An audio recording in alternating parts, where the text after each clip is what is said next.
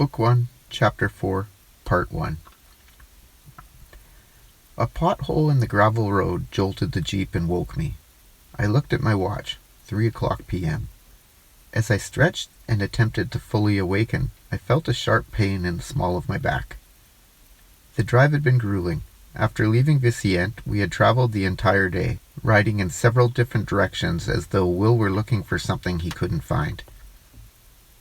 We had spent the night at a small inn where the beds were hard and lumpy, and I had slept little. Now, after traveling hard for a second day in a row, I was ready to complain.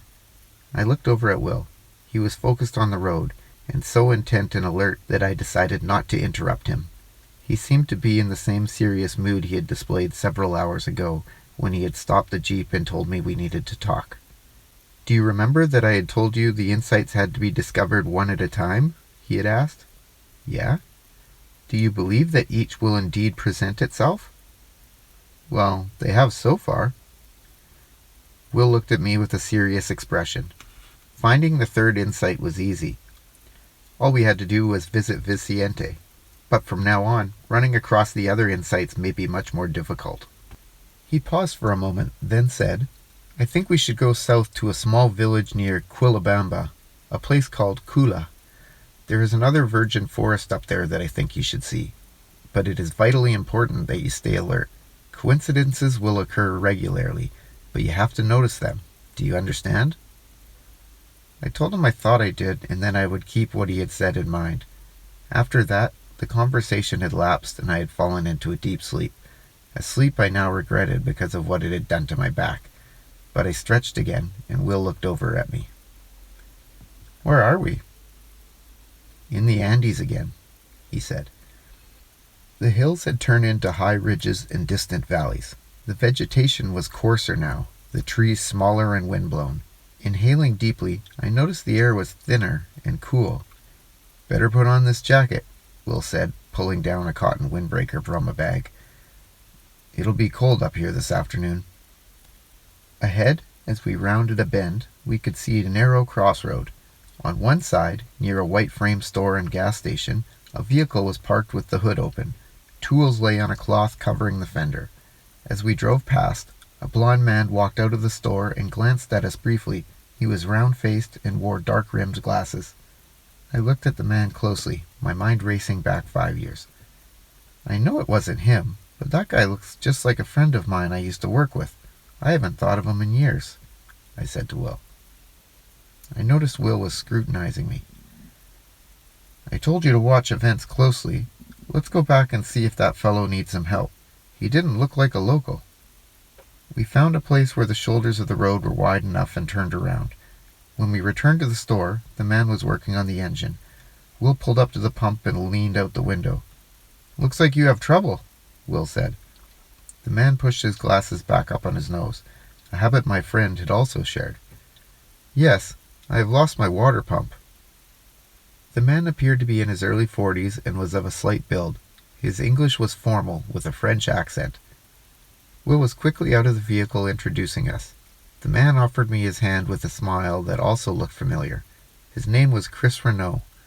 "You sound French," I said. "I am," he replied, "but I teach psychology in Brazil. I am here in Peru seeking information about an archaeological artifact that had been found, a manuscript." I hesitated for a moment, unsure how much I should trust him. "We're here for the same reason," I finally said. He looked at me with deep interest. "What can you tell me about it? Have you seen copies?" Before I could reply, Will walked out of the building, the screen door slamming behind him. "Great luck," he said. "The owner has a place where we can camp, and there's some hot food. We might as well stay for the night." He turned and looked expectantly at Renault. "If you don't mind sharing your reservations." No, he said. "I welcome the company. A new pump cannot be delivered here until tomorrow morning." While he and Will began a conversation about the mechanics and reliability of Renault's Land Cruiser, I leaned back against the jeep, feeling the warmth of the sun, and drifting into a pleasant reverie about the old friend Renault had brought back to my mind. My friend had been wide-eyed and curious, very much like Renault seemed, and a constant reader of books. I could almost recall the theories he liked, but time had obscured my recollection. Let's get our stuff down to the campsite, Will was saying, patting me on the back. Okay, I said absently. He opened the rear door and pulled out the tent and sleeping bags and loaded my arms, then grabbed a duffel bag full of extra clothing. Renault was locking up his vehicle. We all walked past the store and down a course of steps. The ridge fell away steeply behind the building, and we angled to the left along a narrow pathway. After 20 or 30 yards, we could hear water running, and further on we saw a stream cascading down the rocks. The air was cooler, and I could smell the strong fragrance of mint. Directly in front of us, the ground leveled out and the stream formed a pool about 25 feet in diameter. Someone had cleared a campsite and built a rock containment for the fire. Wood was stacked against a nearby tree. This is fine, Will said, and began unpacking his large four-man tent. Renault spread his smaller tent off to the right of Will. Are you and Will researchers? Renault had asked me at one point. Will had finished with the tent and had walked up to check on dinner. Wilson's a guide. I'm not doing much of anything right now. Renault gave me a puzzled look. I smiled and asked, Have you been able to see any parts of the manuscript? I have seen the first and second insights, he said, stepping closer. And I'll tell you something. I think it's all happening just as the manuscript says. We are changing our worldview. I can see it in psychology. How do you mean? He took a breath.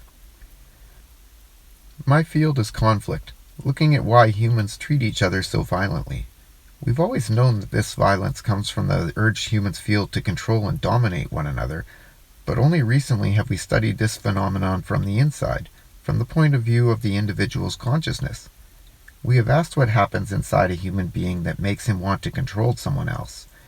We have found that when an individual walks up to another person and engages in a conversation, which happens billions of times each day in the world, one of two things can happen. That individual can come away feeling strong or feeling weak, depending on what occurs in the interaction. I gave him a puzzled look, and he appeared slightly embarrassed at having rushed into a long lecture on the subject. I asked him to go on. For this reason, he added, we humans always seem to take a manipulative posture. No matter what the particulars of the situation, or the subject matter, we prepare ourselves to say whatever we must in order to prevail in the conversation. Each of us seeks to find some way to control, and thus to remain on top in the encounter.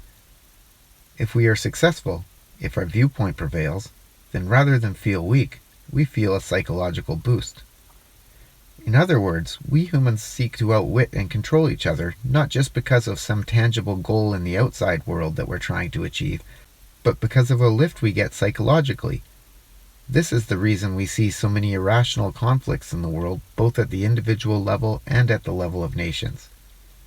The consensus in my field is that the whole matter is now emerging into public consciousness. We humans are realizing how much we manipulate each other, and consequently, we're revealing our motivations. We're looking for another way to interact. I think this revelation will be part of the new worldview that the manuscript speaks of. Our conversation was interrupted as Will walked by. They're ready to serve us, he said.